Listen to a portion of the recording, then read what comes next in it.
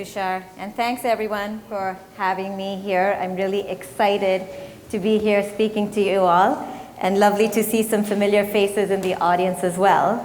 So sounds like you've been having quite an immersive day on AI. I'm curious before we begin to see, are there any skeptics here in the audience? We all are. I was actually going to say the fact that people are in the room here today on such a beautiful day outside means that you're all believers, huh? Well, so I would love to talk to you a little bit about how I see this journey in the enterprise space. As Tushar mentioned, I've been working in enterprise applications for over 20 years. He mentioned some of the larger companies I've been at, but I've also been at very small startups. And to me, what's really, really exciting and where I get passionate about is the intersection of technology, customer value, and business models. And so that's really the lens that I bring in everything that I do. At Sage, I'm responsible for our emerging technology areas. AI is one big place that we are seeing a lot of applications that we're working on presently. I also explore new emerging technologies like blockchain and some others that I heard mentioned here. Again, everything that I believe is important to bring together is really that intersection of the technology, the business value, and the user experience. So, as I'm sure you're all knowing already, AI is already impacting our lives today. Starting with the Netflix and the Amazons and their suggestions of what we may want to buy or what we may want to watch next. Sometimes those recommendations may not be perfect, but at least that's giving us some ideas of things we might want to do. Social media, we were talking about some of the social networks, the business networks, and how they're leveraging these types of technologies. You have companies like Uber and Airbnb that are AI first and using AI in pretty much everything they do, whether it's route optimization or matching you with your driver. And then, some of the tech giants, we're in the buildings of Google, Microsoft, Amazon. These people are investing significantly. They use AI in everything they do, but they're also making significant investments in bringing out technology platforms and infrastructure and tools and services that can make AI much more accessible to citizen developers to be able to build and use and consume as well. In fact, in a statistic that I heard, just between Google and Baidu, they invested over $20 billion in AI in the year 2016. And then clearly there's a lot of investment happening in the startup world with more and more AI-based startups coming up. Sometimes I joke, you just put an AI in your name and you're going to get a much higher valuation. So it's here, it's there, it's today real. And companies are all jumping on this AI bandwagon, whether they're in the consumer space or in the enterprise space. In fact, I say it becomes mainstream when Dilbert comes out, there's a Dilbert comic on it.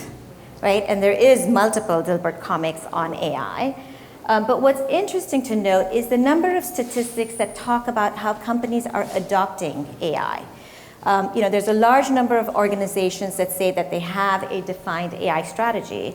And by the way, I will tell you, every large organization, if they don't have a defined AI strategy, they're actually out there talking to their folks saying, what is our AI strategy? We should have one in place.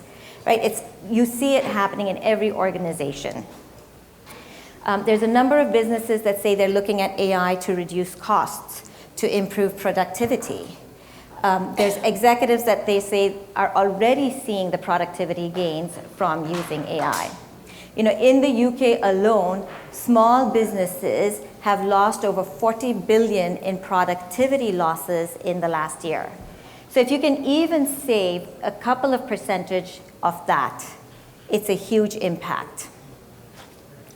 And then in the space of accounting, we're finding that over 80% of the Global 2000 companies will augment their financial close applications using AI by the year 2025. So, any skeptics still? So the big question that we continue to ask is AI changing the enterprise landscape? And what I mean by that is, if you think about AI, AI requires good data. The more data you have, the more you can deliver value-added services.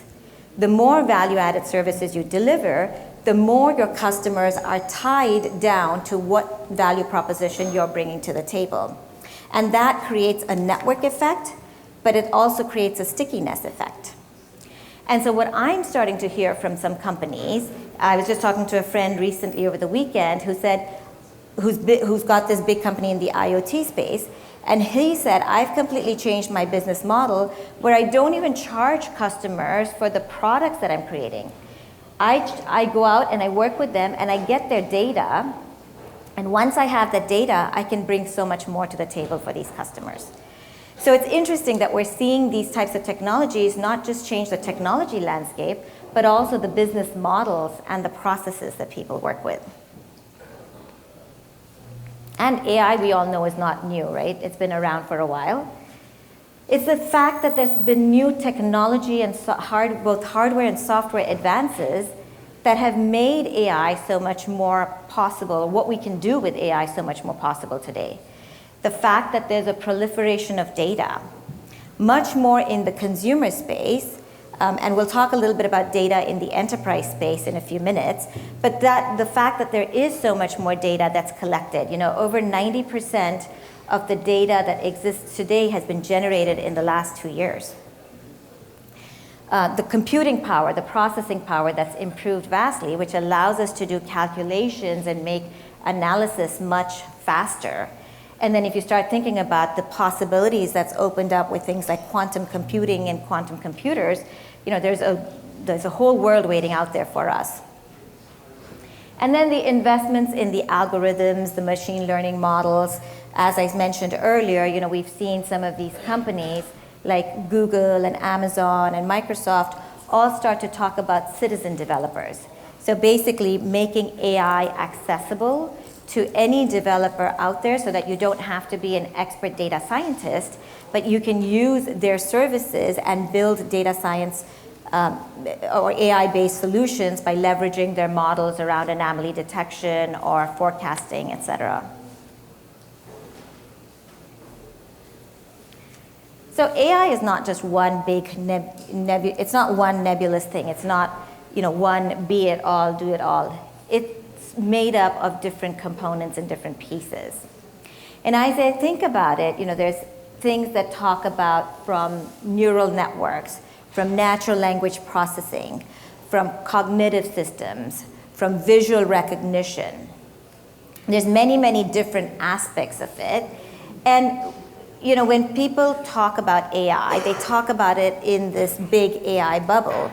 But it's actually, when I talk to people, I'd say you have to break it down to the use case and what you're trying to accomplish, and then apply the right technologies to be able to get to that outcome that you're looking for. And that's where, when people come to me and say, oh, AI is a big buzzword and it's not real, to me, it's really about breaking it down to what you're trying to do with it. It's not a one size fits all. It's not, you can't solve every problem using any solution. You have to find the right problem and the right technology to solve for it. And taking that a little further, what I wanted to do was talk a little bit in the enterprise space. What are some of the examples that we're seeing of these fields or these components of AI technologies? So digital assistants. We're all familiar with our Alexas and our Siris and our digital assistants in our personal lives. A lot of companies are looking at how to unlock the enterprise applications through digital assistants and bring it to to their end users in a way that they can interact with the enterprise application very, very seamlessly. And if you were at Dreamforce earlier this week on Tuesday, so Mark Benioff unveiled his Einstein device. Did any of you hear of that? It's like this little Einstein, almost like an Amazon Echo, and it uses Amazon skills, but it's a physical device that you can talk to ask questions about data that sits in your Salesforce systems. Right, so everyone is taking a page from the consumer world and thinking about how do you make your enterprise applications just as easy to interact with. When I was at SAP, we were looking at many of our different applications and bringing that out through conversations to be able to enable that experience and interaction with end users. Another piece that we're seeing happen a lot in the enterprise space is personalization. How do I understand the user that's using that enterprise application and be able to serve content that's relevant to them in the work that they're doing every day so that they can do their jobs much more easily, right? I mean, that's the intent with all these applications and technologies, is to make it seamless for end users to be able to do their jobs better. Recommendations is another one. One of the areas that I worked with in SAP was the part called Ariba, which is basically B2B buying, procurement. It's like Amazon, but for businesses. And we were looking at how can we make recommendations. If somebody's buying something, can we recommend something else for them to buy as well? Fraud detection, that's something very important in financial world. And we're using that today to think about how can we use machine learning to identify fraud in financial systems, whether it's in your general ledger accounting systems or it's in expense reporting, so that you can quickly identify where issues are and tackle them before they become a bigger aspect. Forecasting, anomaly detections, predictions, many, many more. I mean, these are all real examples of how people are using these technologies to apply them to the business world today. And why? Why is this so important, right? I mean, this comes back to you don't want to adopt a technology just for the sake of it being a cool technology. There has to be benefit to it, right? I see some people in the Valley would say, oh, it's a cool technology, that's why let's go for it. Yeah. So it's really about, creating benefits that impact the business and help drive both top line as well as bottom line performance. It allows you to automate repetitive tasks. There's also, I hear a lot of dialogue around, well, is it going to take jobs away and are we going to make people redundant? I will say that AI will likely change the nature of jobs, yes. I think it's happened at every industrial revolution that the nature of work that people do has changed, but there's so much work to be done and the number of people that are needed to do the work is still a fraction of what's available today. It also allows us to reduce costs, increase efficiency, and increase accuracy. For example, if you have more automation, if you have things that are being done automatically, you don't have to enter information again, which then takes down the cost and the errors that might happen from having to do that. We talked about productivity earlier. The more you can help increase productivity, and by the way, there's a lot of opportunity to invest in productivity gains for companies and employers. It also creates better user experiences. Some of the things that I was talking about earlier with the personalization, with the digital assistants, you can create these experiences that make people want to use their applications, want to be in the business and do more and more. I always joke that the time will come when people will say, oh no, it's Monday, I have to go back to work and work with that enterprise application again. But with all these things, that's possible, right? People might enjoy it so much that they never want to leave. And then, of course, it allows us to discover hidden patterns and trends, things that exist in the data that might be telling us something, but we don't know, we don't see it with our own eyes or with the human mind. It allows us to uncover those kind of trends and patterns. And then it's moving us from the age of information to the age of answers, to be able to discover timely insights that allow us to take action on the data and on the information so that we can make a meaningful impact and be ahead of the competition. This is particularly important in the global world where things are happening so quickly. The rate of pace of change is so fast, and being able to have data and information and insights at your fingertips and compete is so critical today. And of course, giving us proactive recommendations. We can use it to get recommendations of what's the next best action. So if I use AI to do this, what we call collective intelligence, compare myself with my competitors, benchmarks, find out how I'm doing, that's great. But if I can, on top of that, get recommendations on what I could do to become even better and do even better than my competitors, that's really icing on the cake. And those are some of the types of things that we're seeing AI making possible.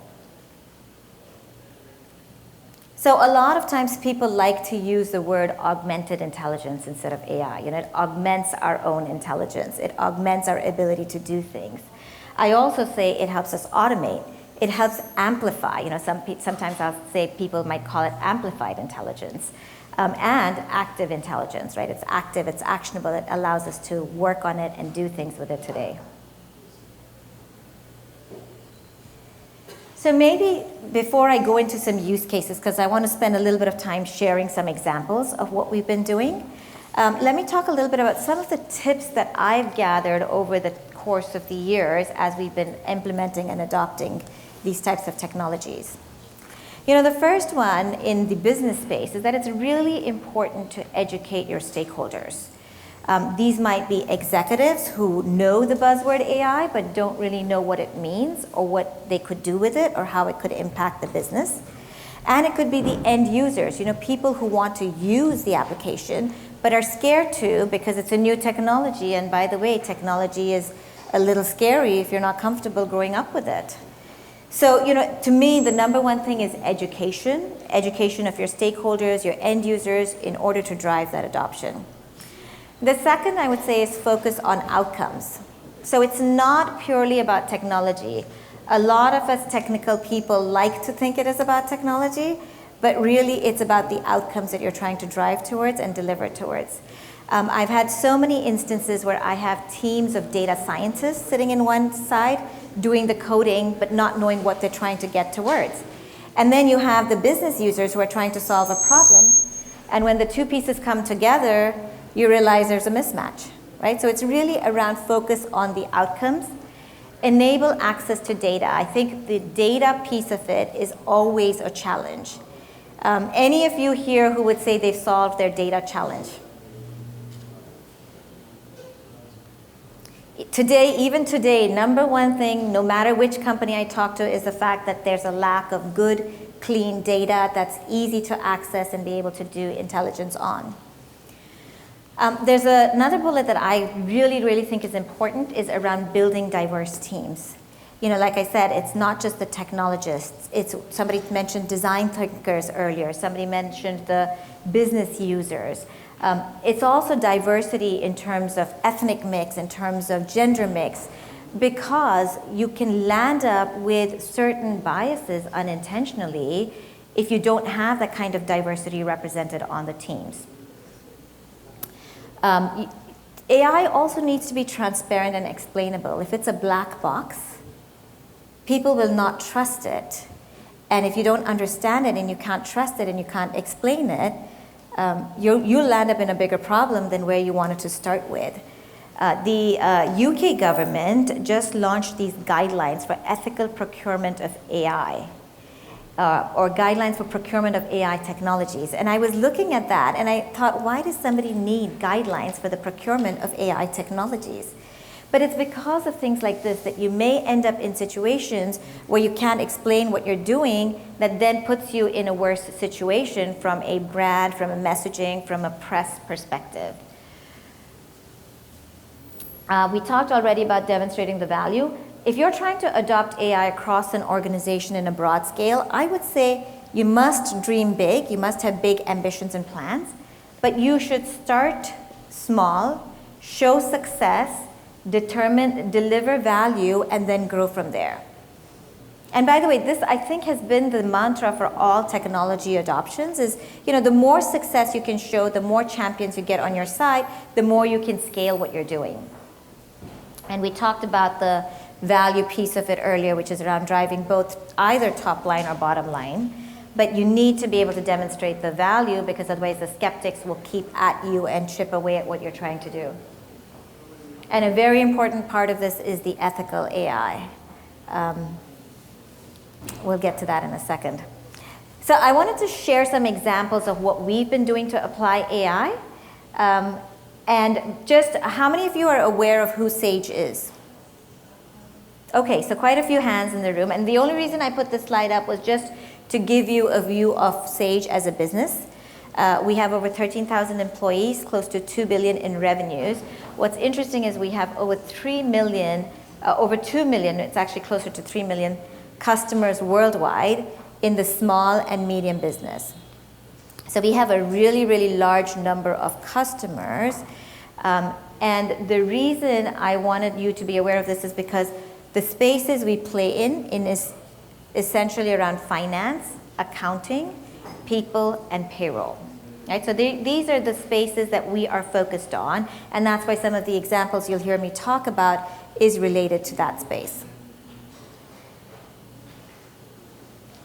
So we believe AI is going to fuel Finance 3.0.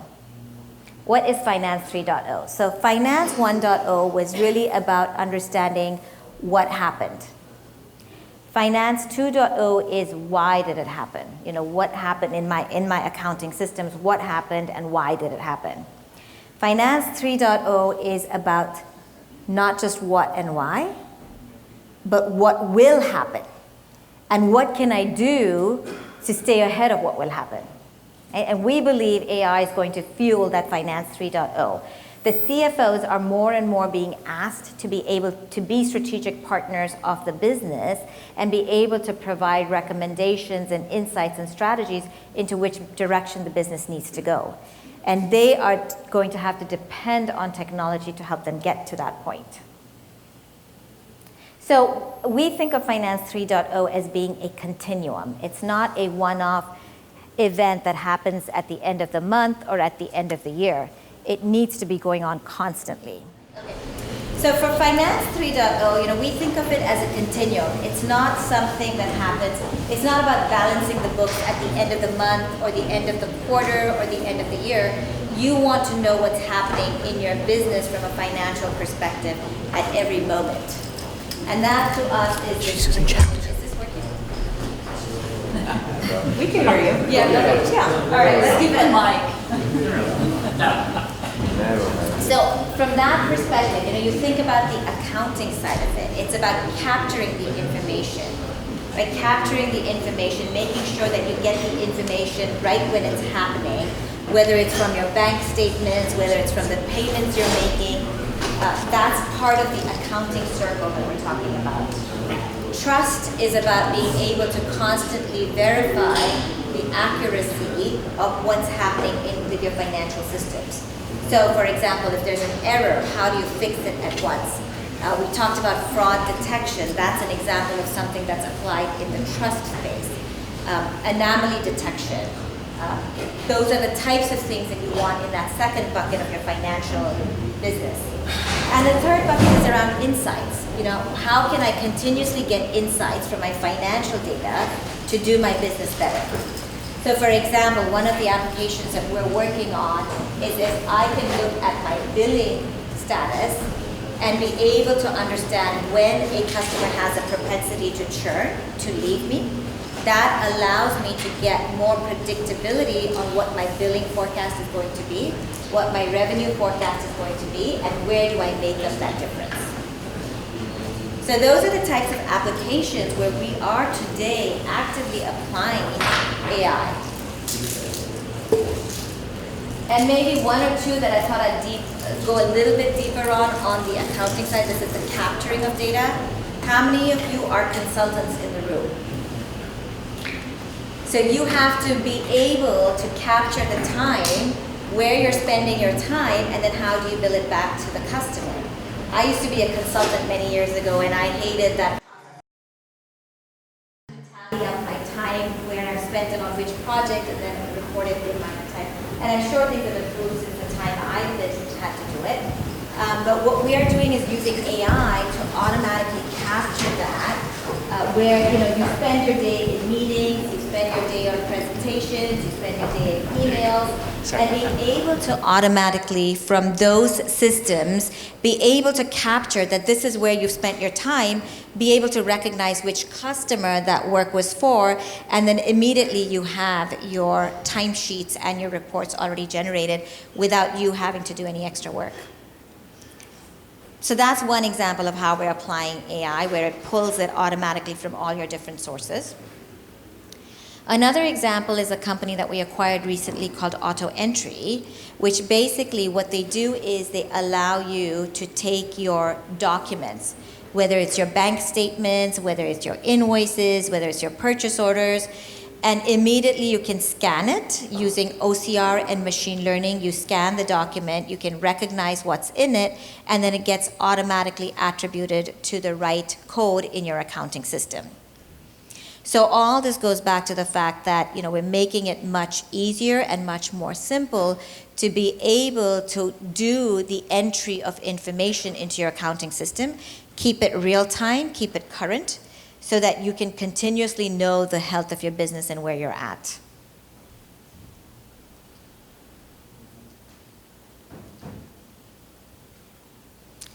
So clearly AI is presenting a world of opportunities. But there's also challenges. Many, many challenges.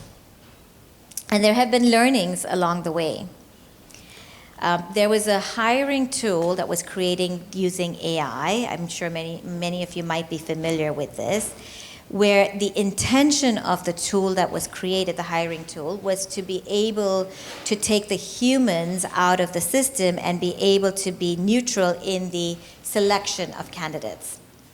But the models that went into building this hiring tool actually ended up being biased, partly because of unconscious biases in the people who were building the algorithms, partly because of the data sets, and partly because of the fact that that was the way that people perceived things needed to behave. And so what happened is that a lot more of the engineering type jobs were shown to male candidates, and a lot more of the sales and marketing type roles were shown to female candidates. So the intention going in was great, but the outcome was an unintended outcome, leading to a lot of controversy, and this tool ended up being scrapped.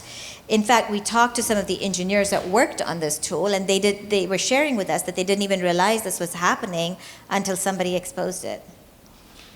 There's another very recent example that we've all been hearing about in the news with the Apple Card, right? And this is where the gender bias has crept into the approvals on the card and the credit approval limits that are being given, where people from the same family, the male has gotten a higher credit limit approval than the female person in the same family, right?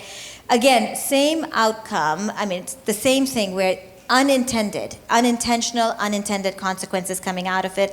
This is actually an example of where this black box approach came in, and nobody's able to explain what happened or where the bias is coming in, and it's getting more and more publicity. And the point with these examples is not that we're trying to say somebody's doing something intentionally wrong. It's that we have to be careful as how we apply these technologies and how do we prevent against some of these unintended situations happening. There are other examples. For example, there's a lot of controversy around the fact that if you think about our digital assistants today, you'll see that all the Alexas and Siris by default have a female voice, versus Watson maybe more of a male voice, not voice, but a male persona. And the concern there is that having a female voice in the assistant promotes the behavior where females are seen as subservient and to be there at the beck and call. Now, of course, you can change it, but not many people tend to take that extra step of going in and doing that change, right? So there's some controversies there. There's controversies around, for example, facial recognition technologies being much better at understanding and recognizing white males rather than, other types of demographics. So these are all things that are learnings for us as we're going through this, and something that each of us need to wake up and be mindful of as we apply AI. And to me, this is actually a big, big problem, which sometimes may not be getting enough attention, this ethical problems of how we're using AI. So as I think about the challenges of the enterprise adoption of AI, I put them into 3 buckets. The first one is technology or more product related. This is some of the things that we talked about where it's around getting access to good, clean data, being able to get the right data, and have an unbiased set of data that you can train on.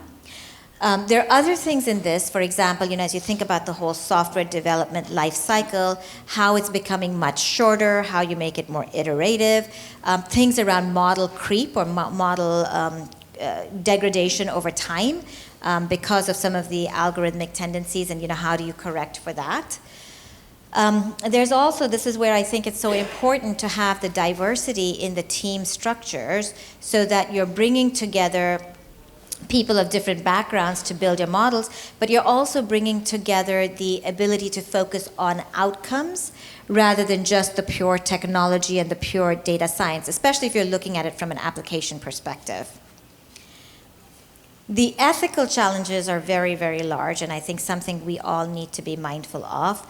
In the previous section, you were talking about security being a big one, data privacy, portability, trust. How do you make things fair? How do you make things transparent? How do you take bias out of the system? These are all very, very important topics.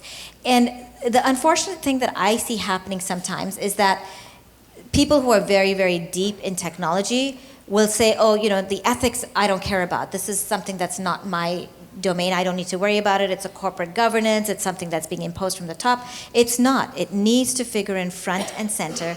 We need training at the university levels where we're bringing together the brightest minds and training them on the technology, but also training them on the ethics and the applications of this technology. This is why people like Elon Musk and others are so worried about the widespread application of AI, because it could lead to unintended consequences that none of us want. And then talent. Talent is a big gap as well. There's definitely a shortage of knowledge and skills in this space. There's also, I think, not a complete understanding of how these skills should be applied. So even if you assemble a team of data scientists and they're off doing some great work, people don't understand how to apply that to the business. So talent is the third big bucket of what I'm seeing as issues with the adoption of AI across the enterprise. And I already touched a little bit about ethical AI. As you can tell, I do think this is a very important topic. It does not get the central attention that people need to give it, and something that we all need to wake up and be clear about in our organizations. So with that, let me summarize some of the points that I was trying to make today. One is clearly AI is here today, and it represents a world of opportunities. There's so much it can do to help us drive impact. We need to focus on the value and delivering value.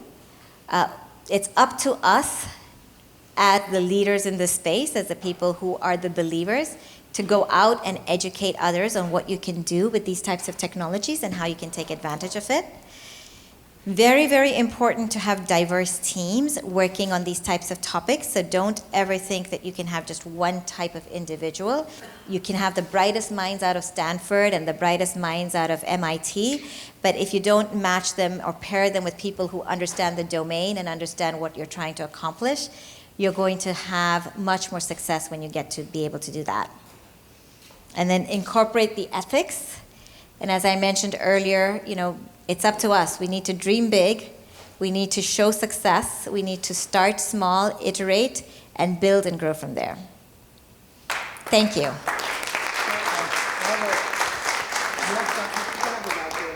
Audience may have questions. This is the last session. We're not going to limit questions from audience. I'm going to be the first person to ask because I'm one of the organizers. Anybody has any questions to ask? Okay. I have a very, Shivani, go ahead. Yeah. Hi, Shivani. I really like the session. It was eloquent and very educational at the same time. It's easy. Speak a little louder. Okay, so I don't have mic. I haven't eaten lunch. Okay. You give this mic to Shivani. Yeah, your speech was very eloquent, educative, and also very easy going to listen to. And I have a question. Could you please elaborate a little bit more about the use cases that you actually implemented? You don't have to give the customer names, but just some a variety of them. And you don't have to go in detail, but just touch upon some of them so we could kind of understand what yes, you did. Yes, for sure. So let me start with the two that I already shared out there, the one on the time capture side. So that one, what we did is well, this was actually an acquired company for us, but what we did is we looked at how do you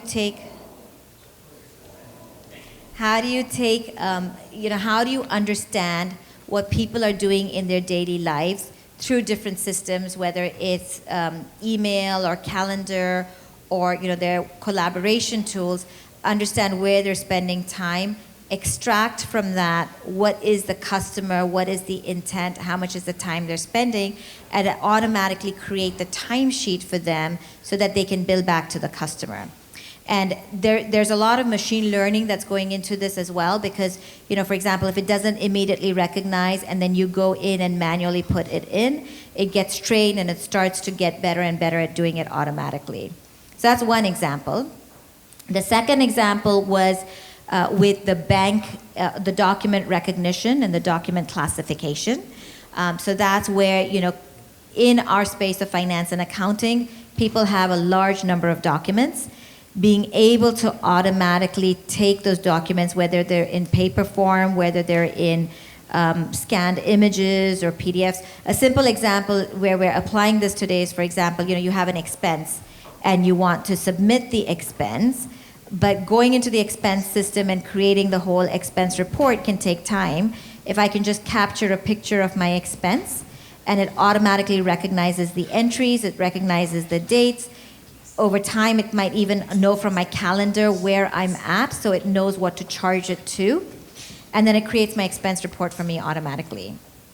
So those are some applications that we're doing from a data capture, information entry perspective. Another example that I'll give you is around predictive billing. So this is where we look at a customer's behavior over time, and we can start predicting when they're going to churn or when they're going to leave. Using algorithms, we can start predicting that. And based on that, we can then start predicting how does that impact your billing cycle. And when will you have, what else you could do to either get that customer back or find new customers to make up for that revenue loss.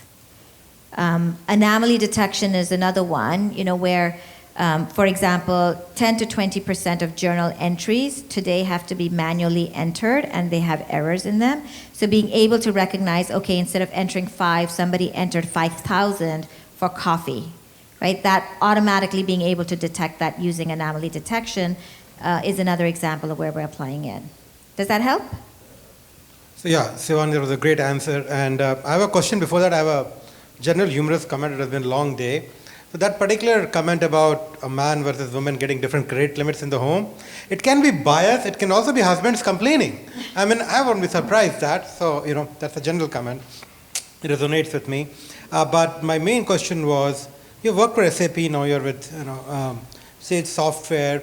When it comes to enterprise AI, and the conversation has been going on for the whole day, in terms of actually cracking into the enterprises and having the senior leaders sign off on big checks, because a lot of times it's not that easy for the company going with the product, doing a POC, to actually demonstrate ROI very clearly. It takes much longer period of time. So first of all, that's the first question. The second question is, if that's the case, then most of the companies will say, come and do a POC. Yes. And they'll keep doing POCs for a long period of time. And you never know which is going to work or not. So throw some light upon it based upon your own experience at some of these top companies you have worked for. Yeah, that's a great question, Tushar. And this is where I go back to the education side of it, where the senior leaders do need to get more educated on the value of the AI. And even you talked about companies from the outside trying to come in and sell into a business the value of what they're doing with AI. But even within a company, to invest in AI, it takes an understanding that AI is not you can't measure it with the same revenue metrics or measures that you do with other projects and proposals. So we have a Sage AI lab here in San Francisco.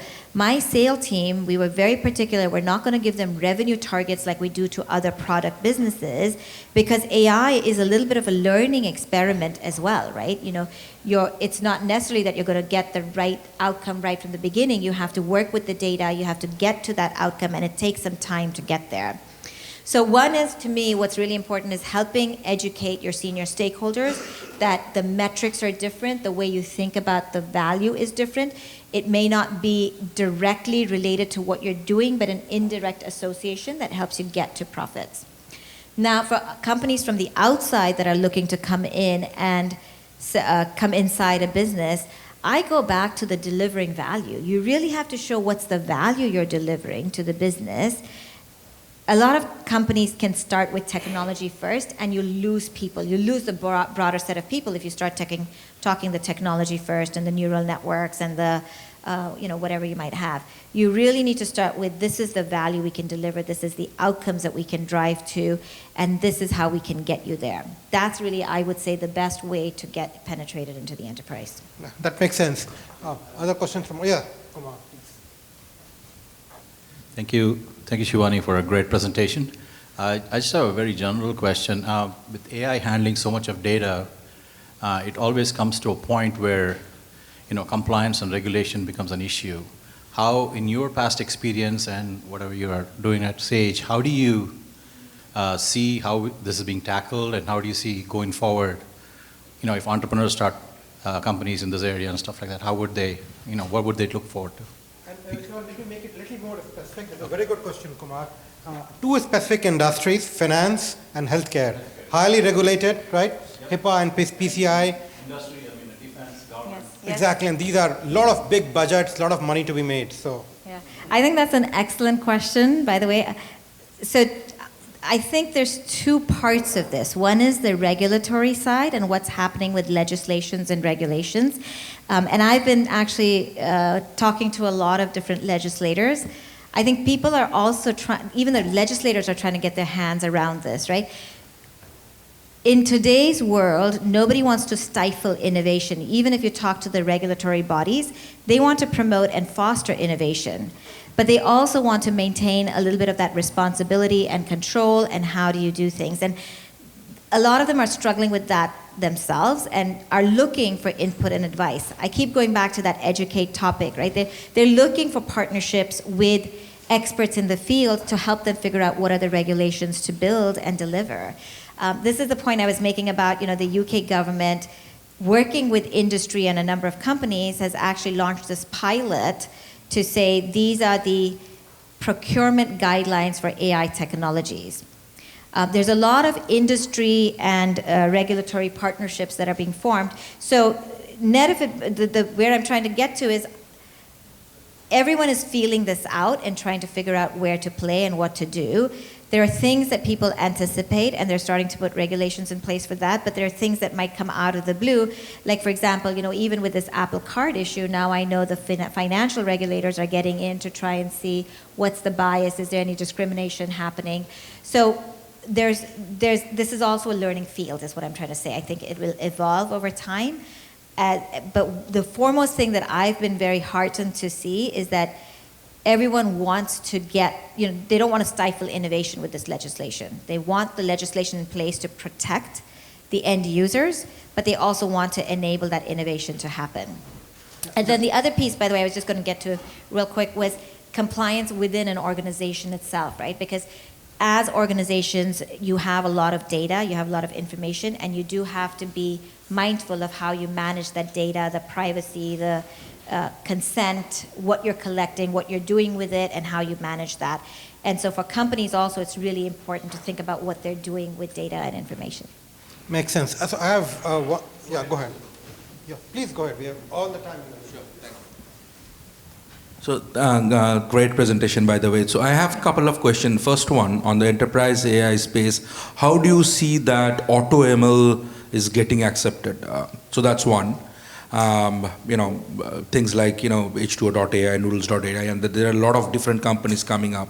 So that's one. Second is like, we keep talking about regulatory finance, more business-specific units where we are seeing AI.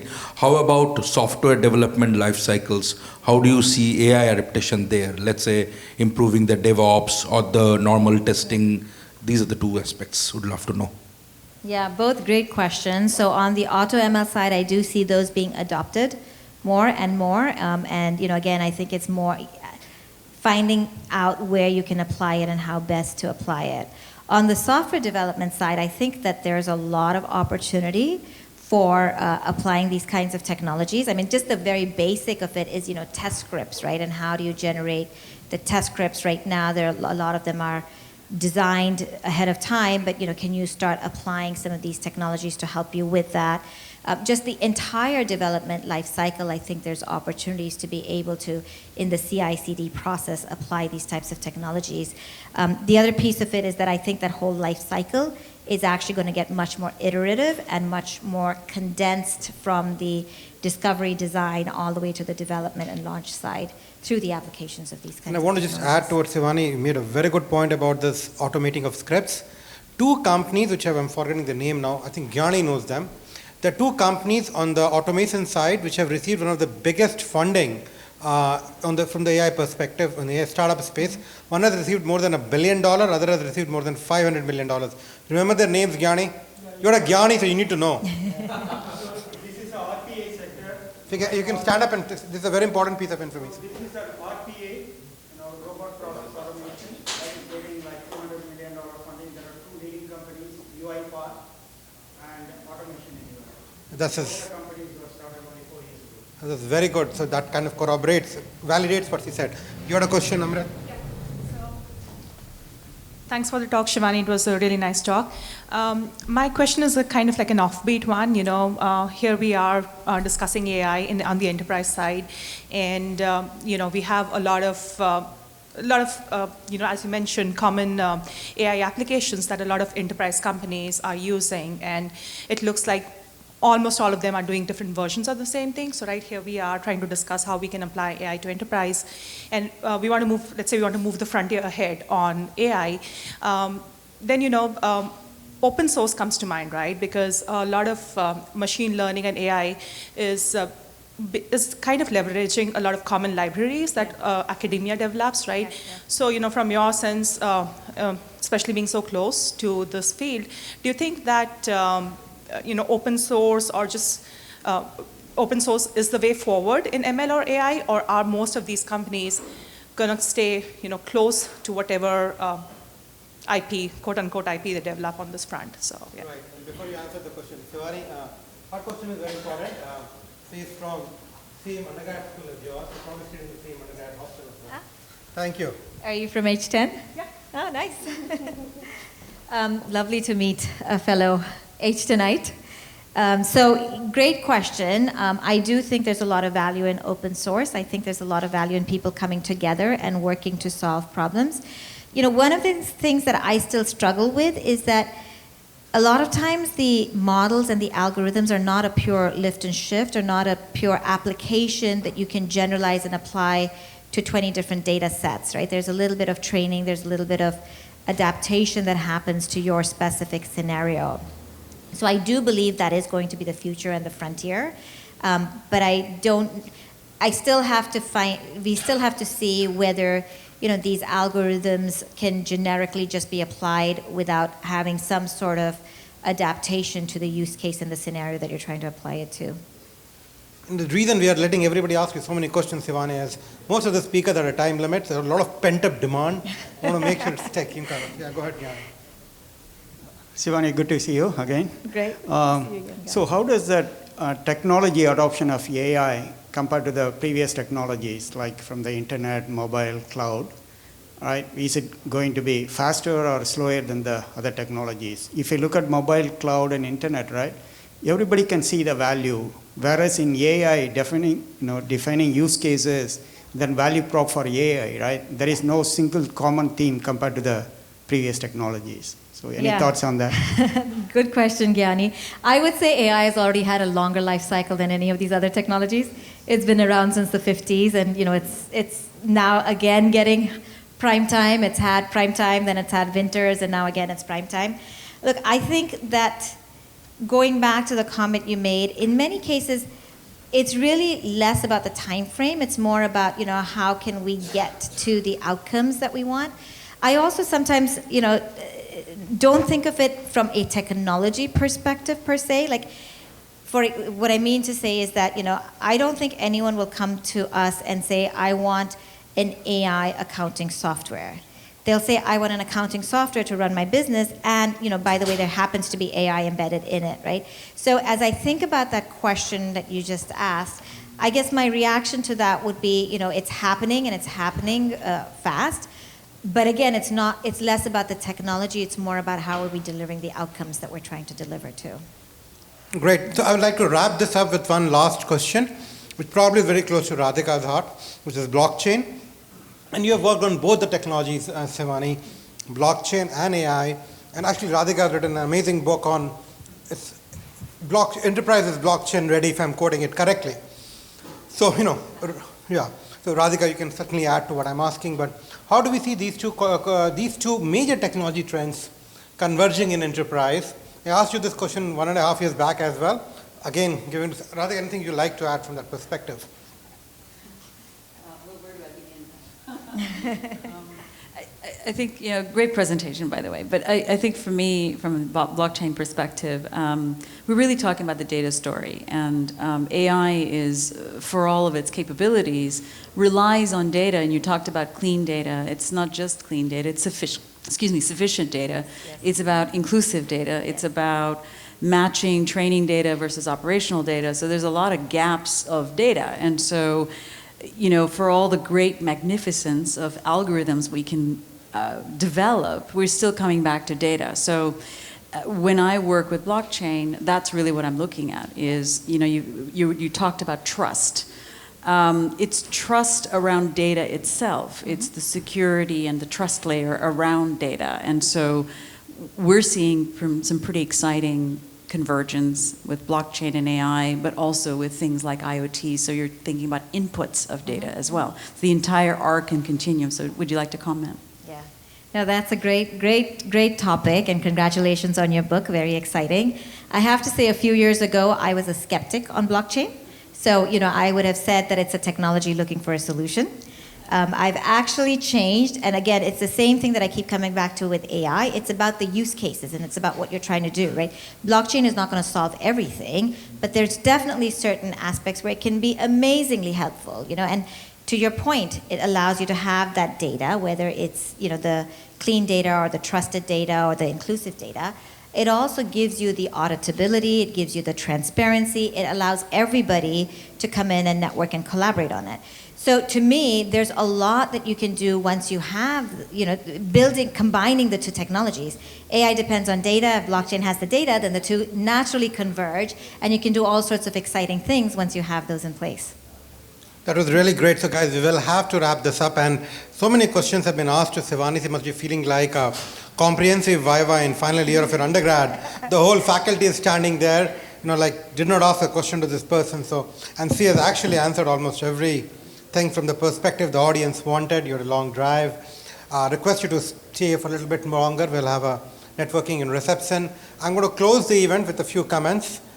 So thank you, Shivani. Thank you. This was really great. Shivani, please have a seat.